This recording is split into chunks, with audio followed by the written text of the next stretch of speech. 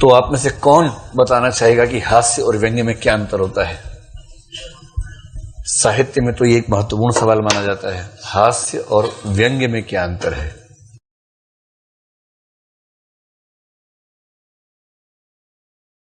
नहीं, एक को बात है।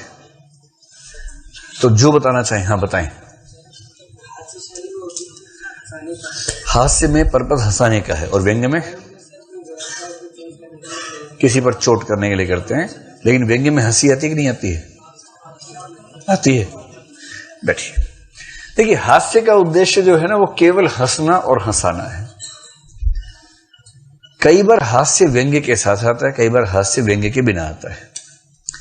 यूं ही लोग हंस रहे हैं, किसी पर व्यंग्य नहीं कर रहे हैं। हंसी ऐसे भी तो आ सकती है।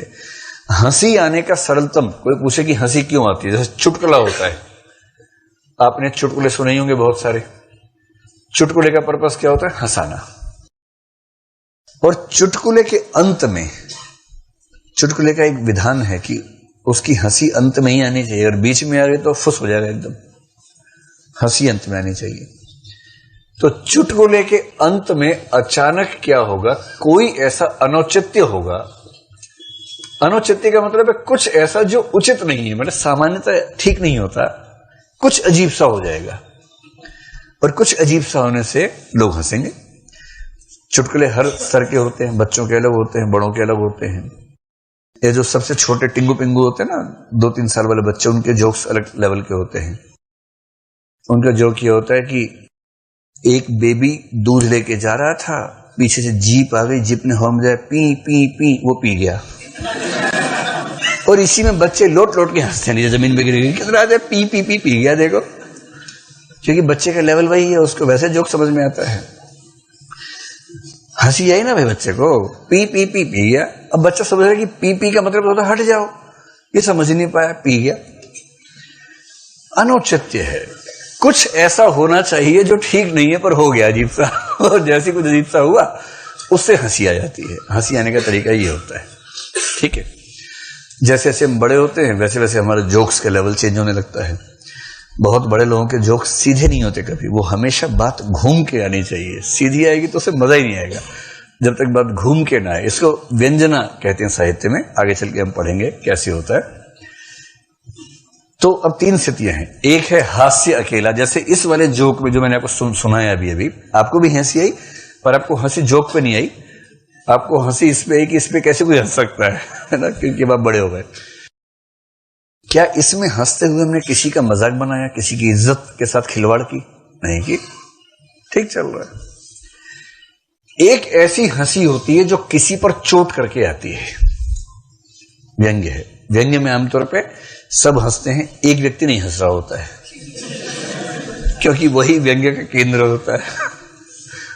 अगर आप किसी पे हंस रहे हैं, किसी पर चोट कर रहे हैं और बाकी सब ठाके मार, फिर बर्तन हिले देखिए, अच्छा पैर से हिलाते हैं, तो ये व्यंग्य होता है। और अगर आप अच्छे व्यंग्य करने वाले हैं तो आप अपने आसपास सबको तबाह करके रखते होंगे एकदम। जैसे मान लीजिए कि एक हॉस्टल में 5 बच्चे रहते हैं एक फ्लोर पे, 5 में से 4 अकेले हैं, एक है जो सफल हो गया था 14 फरवरी को, तो साथ में घूमता है मान लीजिए शाम को। अब इनमें से कौन ज्यादा दुखी है पता नहीं है। वैसे इन चारों को लग रहा है कि वो बहुत सुखी है और उसको लगता है कि यही ज्यादा ठीक चल रहे हैं, क्योंकि अब 6 महीने हो गए ना। एक आध महीने लगता है कि मुझसे बड़ा सुखी कौन संसार में, उसके बाद लगता है कि नहीं वही ठीक था पहले वाला। पर अब तो मामला दिखाना भी तो होता है ना सबको, समाज को। अब वो चारों फुकरे बैठे हुए हैं, फूके हुए एकदम। 14 फरवरी का दिन है, इनके सारे कार्ड खत्म हो गए पर कहीं से जवाब ही नहीं आया। 6 से 7 कार्ड लेके निकले थे सुबह कि कहीं ना कहीं तो बात बनेगी, लेकिन सारे कार्ड फेल हो गए, सारे बाण विफल हो गए। और इसका बाण सफल हो गया। सब 6 बजे आके रुदालियां बन के बैठे हुए हैं। रुदाली समझते हैं? वो औरतें जो पैसे लेके रोती हैं किसी दुख के। क्या हुआ? हंसती नहीं, रोती हैं। आपको हंसने बहुत जोर से।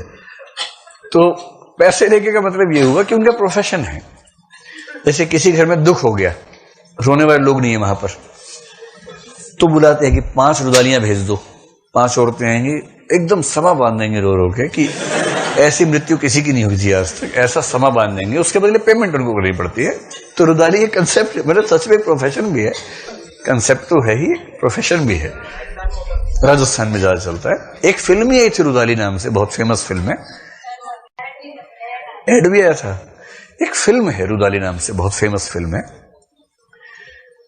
तो अब मान लीजिए जो पांचवा है जो सफल है, अब मान लीजिए हॉस्टल में लौटा, ये चारों फूके हुए बैठे हैं, इनसे पढ़ाई भी नहीं हो रही, किताब देख ही नहीं पा रहे, जीवन ही कोरा रह गया है, कोरा कागज कोरा ही रह गया। अब इन चारों के दिल की ज्वाला शांत करने का एक ही तरीका कि चारों मिलके उसके मजे लें, ताकि चुभन तो निकले बाहर कहीं, तड़प कैसे कम करें अपने मन की, है ना। ये विलोम है सारे, वो कालिदास बाहर से आया अभी अभी, आषाढ़ के एक दिन पढ़ेंगे तब समझ में आएगा। तो चारों बैठे हैं, वो पांचवा आया, चारों चुपचाप बैठे हैं। एक उनका नायक चारों का पूछ रहा है, आ गए? अभी जो आ गए में भाव है ना, समझ रहे हैं, इसमें वो सारे भाव छिपे हुए एक साथ आ गए हैं। अभी चारों चिढ़ाएंगे इसको, और बड़ा लेट हो गया आज तो, रोज तो 7 बजे आ जाते थे, आज तो 9 बज गया है। अब अगर वो सीधा बच्चा है तो बेचारा सुन लेगा, चुपचाप गालियां खा लेगा इन सब की, यार बड़ा देर में आते हो और इतिहास पढ़ के आए हो, ये सब चलेगा, ऐसे ही चलेगा ये सब। और ये बेचारा चुप रहेगा, इसको पता है कि मैंने जहां बोला ये लोग और बकवास करने शुरू कर देंगे। अब इन चारों में से कोई कुछ बोलेगा, चारों हंसेंगे ढाका मार के, आज इतिहास पढ़ के आए हो, हाँ सब हंस रहे हैं, वो चुपचाप बैठे बेचारा ऐसे जैसे अपराधी और अदालत में आके खड़ा हो। पर अगर वो हुआ ज्यादा स्मार्ट तो इनको और धुआं उठाएगा इनका भी, डिपेंड करता है वो कितना स्मार्ट है, उसको व्यंग्य करना आता है या व्यंग्य का शिकार होना आता है सिर्फ। अगर ये भी व्यंग्यकार अच्छा है तो पता क्या चलेगा, ये बोलेगा इनका प्रतिनायक, मतलब विलेन बोलेगा, आ गए, बड़ा लेट हो गए। वो बोलेगा, आ तो गया, सोच रहा हूं फिर चला जाता हूं। अब समझ रहे माहौल कैसा बनेगा, पहले धुआं धुआं चारों से बेचारे और लपटें उठेंगी आग के आसपास से, उनको लग रहा है कि अब तो आज तो सुसाइड होके रहेगा इसके बाद। ये जो शैली है इसमें हंसी तो आ रही है, इसमें आप लोग ठाका मार रहे हैं, समझ कुछ तो बात है इसमें ऐसी।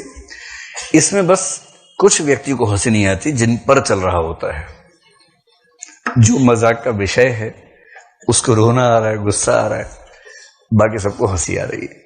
तो कभी कभी हास्य व्यंग्य के रूप में आता है जब किसी पर निशाना साधा जाता है, और कभी कभी व्यंग्य ऐसा होता है कि उसमें हास्य नहीं होता है। जैसे मान लीजिए कबीरदास है, और कबीरदास ब्राह्मणों पर व्यंग्य कर रहे हैं, पुरोहितों पर व्यंग्य कर रहे हैं, या मुल्लाओं पर व्यंग्य कर रहे हैं।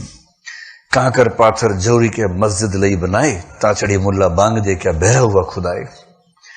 अरे कंकर पत्थर जोड़ के मस्जिद बना ली, मुल्ला उसके ऊपर चढ़ के बांग दे रहा है, क्या तुम्हारा खुदा बहरा है, नीचे से नहीं सुनेगा? इसमें भी हंसी आ गई थोड़ी सी, तो इसमें भी हास्य मान लेते हैं।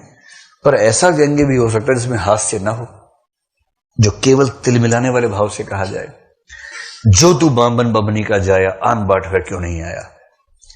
कि अगर तू ब्राह्मण ब्राह्मणी का बेटा है, इतना हीरो बनता है, तो भाई तेरे पैदा होने की प्रक्रिया वही क्यों है जो हमारी थी? किसी और तरीके से पैदा होते, अचानक हवा में से टपकते?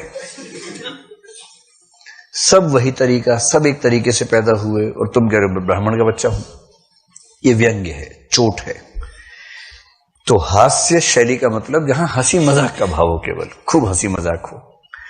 तो कहीं अगर आपके नोट्स में हास्य शैली, इसका मतलब कोई सामाजिक बात नहीं है, किसी बात पर चल रहा है, हंसी चल रही है। कहीं कहीं हास्य में व्यंग्य छिपा होता है। जैसे एक कहानी निमंत्रण पढ़ी होगी आपने, निमंत्रण में खूब हंसी छूटी होगी आपको। पूरा परिवार पुरोहित बन के गया है, मैडम जी भी गई हैं पुरोहित बनकर, और वहां किसी तरह से मैनेज कर रहे हैं। पंडित चिंतामणि ने आके मजा खराब कर दिया। उसके बाद फिर भाग रहे हैं, मोटे मोटे पंडित लोग भाग रहे हैं, सबके कपड़े संभालना मुश्किल हो रहा है, धोतियां नहीं संभल रही हैं। एक लेयर खाया, सेकंड लेयर खाया, और पचा पचा के, तो हंसी आती है खूब। लेकिन वो सिर्फ हंसी है या उसमें एक गहरा व्यंग्य भी है ब्राह्मणी व्यवस्था पर? व्यंग्य भी छिपा हुआ है। तो व्यंग्य शैली, हास्य शैली, इसके अलावा एक दो शब्द अगर आए हैं तो